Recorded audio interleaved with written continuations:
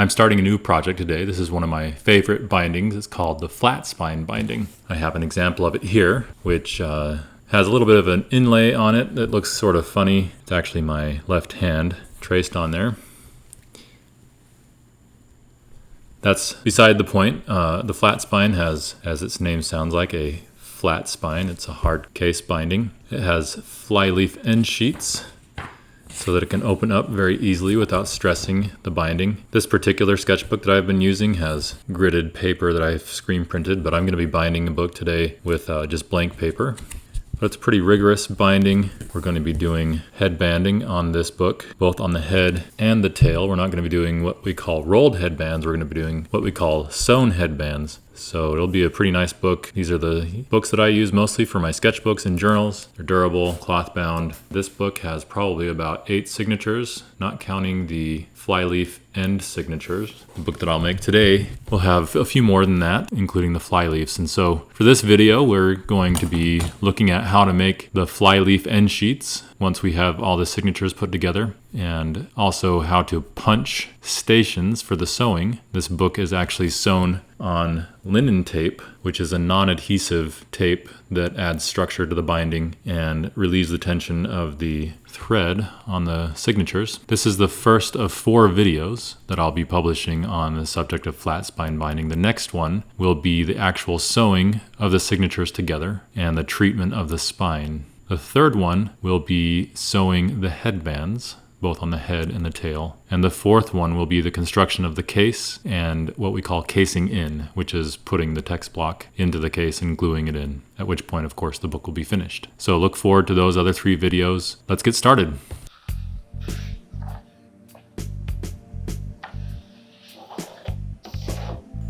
Use a bone folder to prepare your signatures.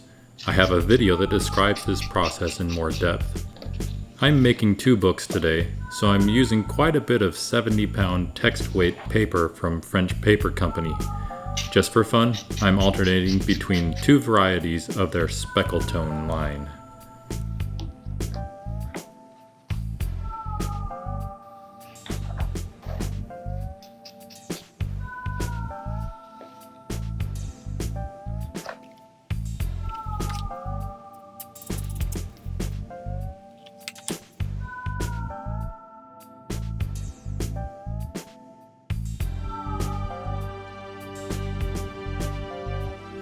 It's a good idea to press the text block under heavy pressure for about an hour, or even overnight, to reduce the springiness of the signatures.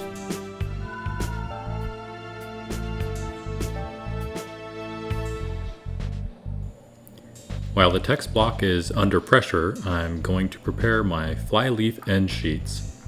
I'm tearing down 6 folios from 1.5 full sheets of Nijtigen text weight. This paper is odd in that it has short run grain.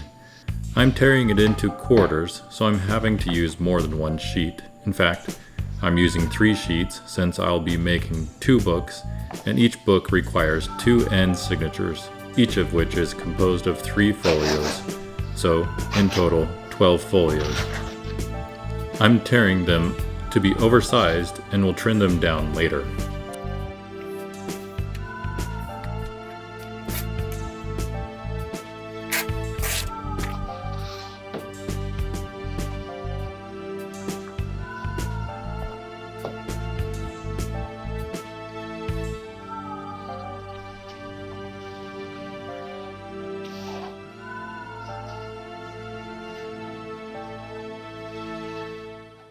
Fold each folio individually.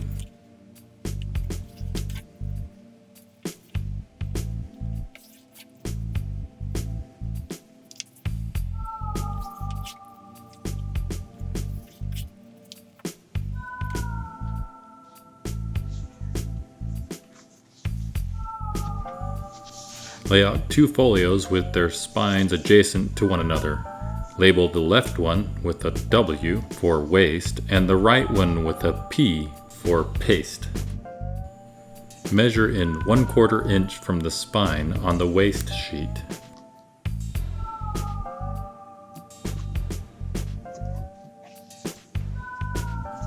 Use a piece of scrap beneath and one above the signature to mask and catch glue.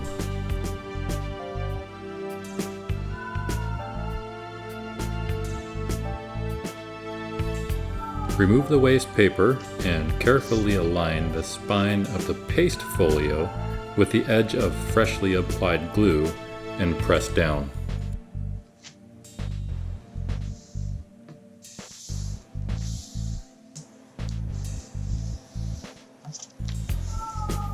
Set the first flyleaf signature aside and repeat the process for the second flyleaf signature, only this time set the folios as a mirror reflection, that is, with the waste on the right and the paste on the left.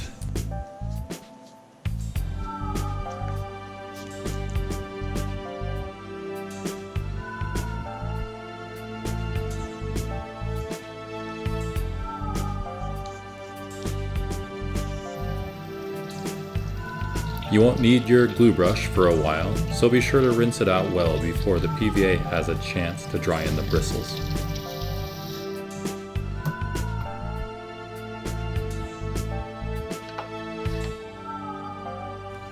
The two folios attached look like this.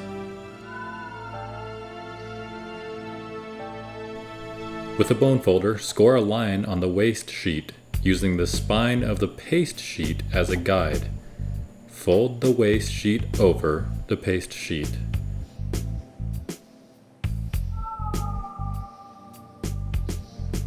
Score another line using the same spine on the next sheet down, which is the sheet that was under the waste sheet a moment ago.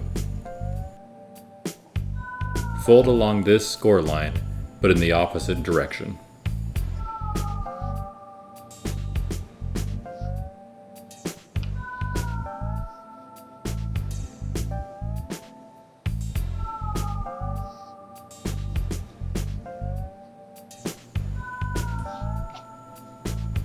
Open up the signature. Page 1 is waste, 2 is paste, then 2 blanks, followed by an opening where the seam of the two folios is visible. Insert the third folio into this gutter.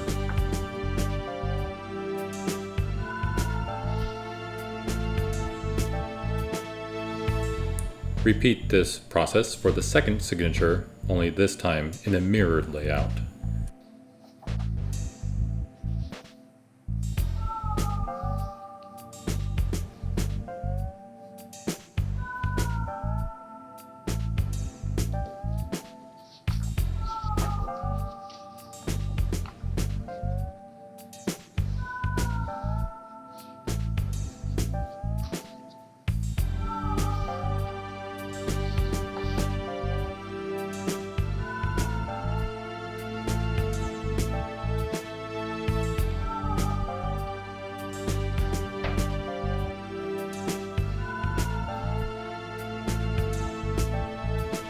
The two flyleaf end sheets should be symmetrical reflections of one another.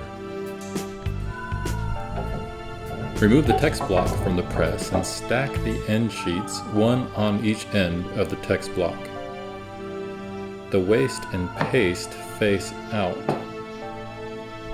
Measure the smaller signature to the flyleaf and trim the excess of the foredge and the head of each signature. Cut or tear as you please.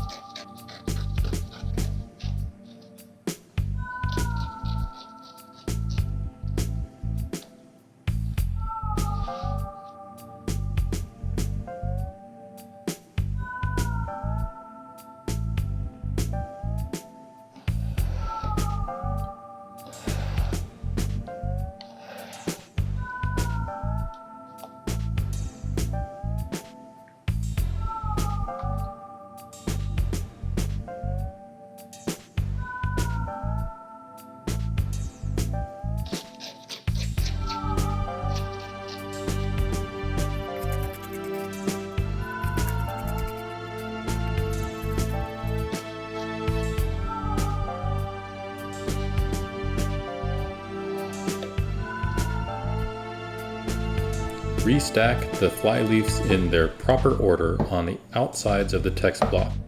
Waste and paste of each signature on the outside. I'm making a jig for punching the sewing stations.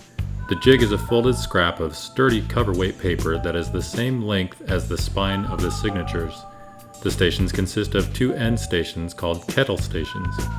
Mark these 3/8 of an inch from each end.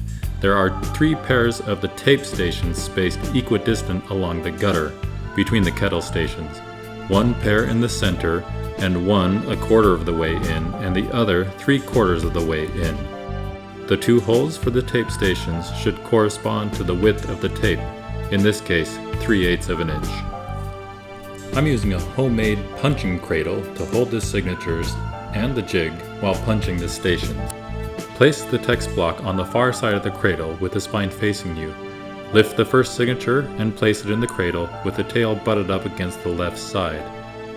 The end signature should be open to the floating folio gutter. Insert the jig with the tail butted firmly against the left side of the cradle.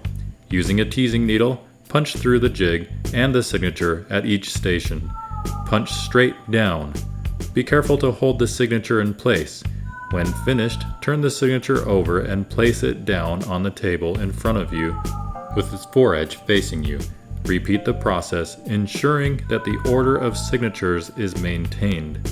The stations should line up from one signature to the other when stacked up.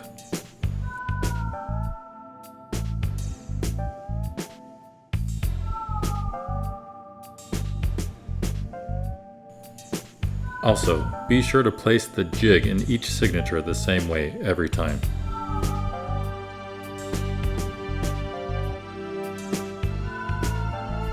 With the stations punched and the text block all lined up, we're ready for sewing.